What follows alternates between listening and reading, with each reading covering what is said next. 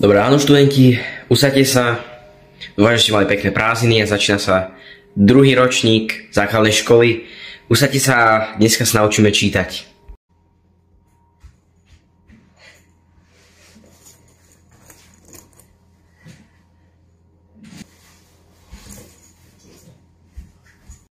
Takže deti, otvorte si učebnice na strane 1 a začíname s čítaním milučké rozprávačky o...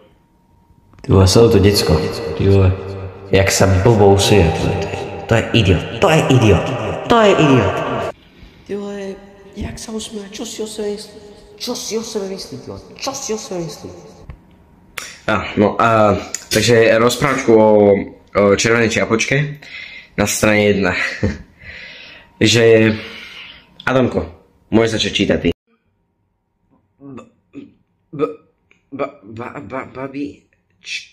Babička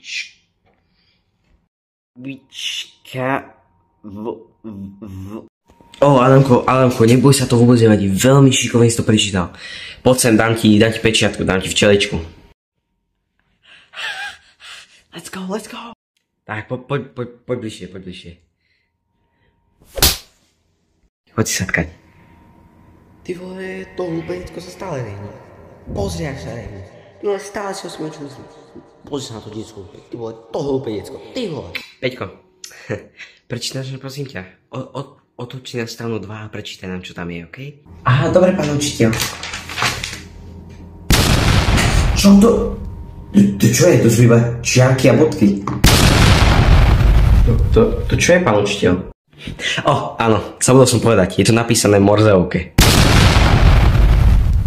To čo je Morzeovka? A už sa tak nesmieš, čo? Hlúpe decko. Prečítaj, čítaj, lebo bude Peťka. Ale veď, pán učiteľ, my dostávame iba včeličky. Zrazu už sa tak nesmieš, čo? To je také hlúpe decko. Sem poď súčasť rodinu, okamžite sem poď. Takú pejku obrovskú tam. Poď sem. A prečo? Veď ja neviem čítať čiarky ani bodky, ani... Ty vole, už na to dosť.